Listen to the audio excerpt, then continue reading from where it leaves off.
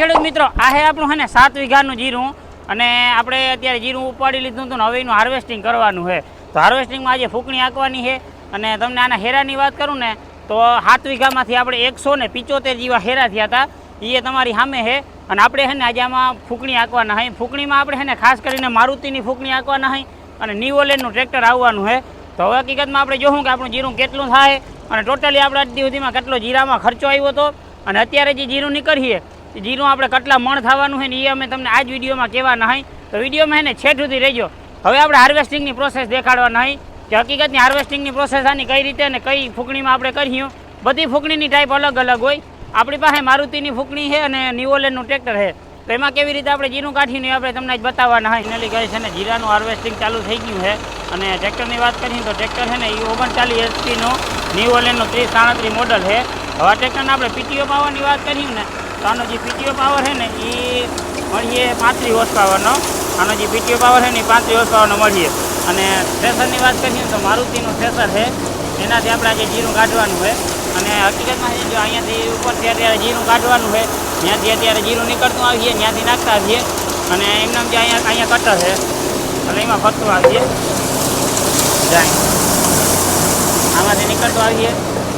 અને હવે તમને હું ઓલી બાજુથી બતાવું ને તો જો આજે અહીંયાથી છે ને જીરું નીકળે છે ઉપરથી ના કાઢતું આવવાનું છે. આ રીતનું આખું થ્રેસર છે અને વાંચી નાખે અને અહીંયા કટર થઈ જાય આવી રીતે. અને અહીંયા તમને દેખાડું તો અહીંયા રાયડો હોય એમાંથી ચાયણો હોય એમાંથી ચોખ્ખું થતું જાય જીરું. બાકી તમને બીજો અવાજ ફૂલ આવતો હોય અને જે બાકીની વાતરી છે ને એ બધી આ બાજુ અહીંયા આવતી જાય. હવે આપણું જે જીરું છે ને એ અહીંયાથી નીકળતું જાય આવી રીતે આપણું જીરું નીકળે છે. હવે કટનું થાય એ અમે તમને વિડીયોના છેડનું મેન્ટમાં બતાવી દઉં અને બાકીનું જે કાંદું છે ને અહીંયાથી નીકળતું જાય. આ રીતે આ કાંદું નીકળતું જાય એનો ઢગલો આપણે અહીંયા રાખ્યો હોય અને બધું જીરું અસર નીકળતું જાય છે. અને આ જે થાય છે ને એને આપણે છે ને આગળ વાવલી નાખવાનું હોય છે. અહીંયા આગળ છે ને અહીંયા ઢગલો હોય જો જીરાનો એમાં અહીંયા છે ને અલગ અલગ રીતે આપણે વાવલતા જ જાય છે. અહીંયા હવે છે ને આપણે ઢગલાની વાત કરીને તો થોડોક ઢગલો રહ્યો હોય ને એના જેટલું જ કાંદું થઈ ગયું છે. અને આ ફૂંકણીમાં એના ટાણે પવનના હિસાબે કાંદું થોડું વધારે નીકળે છે અને પવન છે ને એના હિસાબે કામ કરવાની મજા ન થતી. બાકી કાંદું તો ઓછું નીકળે એના હિસાબે જે અહીંયા આવી રીતે એને નાખવાનું છે.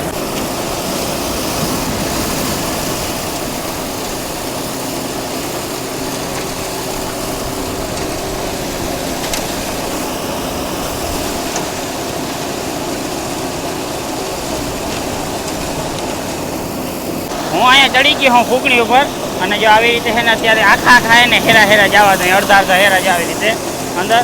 અને અહીંયા નીચે છે ને એક્ઝેટ નીચે અહીંયા કટર છે. બાકીનો જે બીજો ડૂચો છે ને એ જો તગારા મારફતે વાં નીકળી જાય છે. નંબરમાં છે ને જો અહીંયાથી હજી ઘણા દાણા આવે છે. આ છે ને જો અહીંયા આવા દાણા નીકળે છે જારીઓ આવા અહીંયા આ બાજુ અહીંયા દાણા નીકળે છે. ઉપરથી નીકળે છે નીચેથી એ નીકળે છે અને વાં છે ને કાંધું નીકળે છે જે આવી રીતે અહીંયા છે ને આટલા બધા દાણા નીકળે છે. એટલે આ છે ને પાછું કાઢવાનું છે એ પાછું એને આપણે દઈ દઈએ વાં.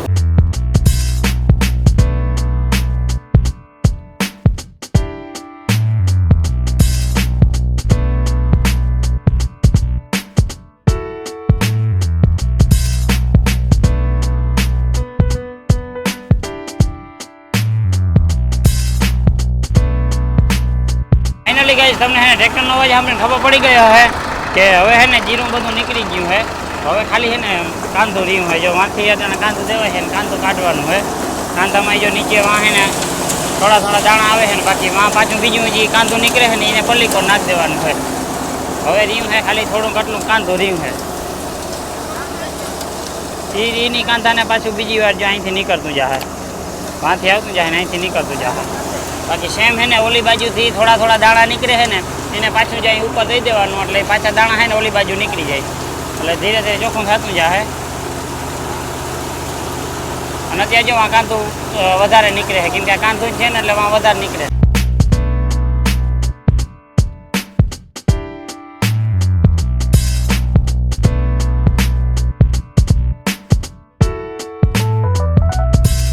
ચાલો ખેડૂત મિત્રો આપણે છે ને બપોરના 1:30 વાગી ગયો હોય અને અત્યારે આપણે બધી ફૂંકણી હાંકી લીધી છે. અને જો અત્યારે આવડો મોટો ઢગલો થયો છે. જે આ ઢગલો છે ને એ મેન જીરાનો ઢગલો છે. બાકી કેટલી કચુંબર નીકળી એ તમને દેખાડું તો જો એક આ કચુંબર નીકળી. અને અત્યારે છે ને પવન ફૂલ છે ને એના હિસાબે બધું જીરું ઉડી જતું હતું ને એટલે આપણે આ ઢગલો ઢાંકી નાખ્યો છે. જો એક આ કચુંબર નીકળી. આ તગારામાં છે ને એ થોડુંક અલગ છે. પછી આ બીજી ફૂંકણી આવે એ અલગ છે. અને આ જે પાછળ આવતું હતું ને જે એ અલગ છે. અને આ જે ફૂંકણીની નીચે આવતું હતું ને એ આ જે ફૂંકણીની ઓલી બાજુ આવતું હતું ને એ કચુંબર અલગ અલગ નીકળી જો. એટલે આ કેટલી પ્રકારના વકલનું જીરું થયું 1 2 3 4 5 6 7 વકલનું જીરું અટાણ નીકળ્યું છે. અને આ તો આપણે વાંમાં ડૂચો નાખી દેવાનો છે. અને છેલ્લે આટલું કાંધું નીકળ્યું છે. તો આ અને ફૂંકણી તો જો વહી ગઈ છે. અને બાકી 7 વકલનું જીરું નીકળ્યું છે. હવે 7 વકલના જીરાને છે ને આપણે શું કહે ઓલું વાવલવું જો હે અને એમાંથી સરખું ચોખ્ખું કરવું જો હોય ને પછી આપણે એને વેચી શકીએ. ત્યાં સુધી એને વેચીને એનો કંઈ બહુ ભાવે ના આવે જે પાછળ વધ્યું હોય ને એનો.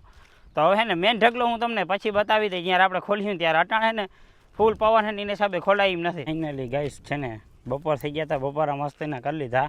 અને હવે આપણે 4 મહિના સુધી જે સતત મહેનત કરી હોય ને એનું ફળ અમે તમને દેખાડવાના હોય કે કેટલું આપણે જીરું થયું છે. એકના બોરા ભરવાના હોય, કેટલા બોરા થવાના હોય, એક બોરામાં કેટલા મણ આવીએ એ આપણે કહેવાના હોય. બરાબર. એટલે હવે આપણે બધું જીરું ભરવાના હોય ને ટોટલ કેટલું જીરું થાય ને એ આપણે હવે ફાઇનલ ખબર પડીએ. ફાઇનલી આ છે આપણે જીરાનો ઢગલો કે જે 6 વીઘાના જીરામાં આપણે 4 મહિનાથી મહેનત કરી હતી ની. અને હવે આપણે એના હે ને બોરા ભરવા માંડ્યા હાઈ. હવે કેટલા મણ થાય ને અમે તમને વિડીયોના છેલ્લામાં કહેવું એટલે વિડીયો છેઠ સુધી જોજો. ફાઇનલી ભાઈ રિઝલ્ટ તમારા સામે આવી ગયું છે. અને ટોટલ આપણે છે ને 12 બોરા થયા છે. બરાબર બધા થઈને હવે 12 બોરામાં આપણે 2.5 મણનો હિસાબ કરીએ એટલે 30 મણ થાય ટોટલ બધું જીરું. અને ભાંગા આપણે 6 વીઘા જેવું છે એટલે ટોટલ કેટલું થયું 5 મણ વીઘે સરેરાશ આવ્યો. હવે ટોટલ થયું આપણે 30 મણ. એને ગુણ્યા 4000 જેવો ભાવ આવે તો 1,20,000 જેવું થાય. એને ભાંગા આપણે 6 કરી તો વીઘો ખાલી છે ને 20,000 જેવો વીઘો થાય છે. 4 મહિનામાં 20,000 જેવો વીઘો થાય છે. જો માહિતી તમને કેવી લાગી અમને જરી કોમેન્ટ બોક્સમાં બતાવજો. અને આવા વિડીયો જોવા માટે ચેનલને સબસ્ક્રાઈબ ના કરી તો સબસ્ક્રાઈબ કરી નાખજો. મળીશું આવા વિડીયો સાથે. ત્યાં સુધી જય દ્વારકાધીશ.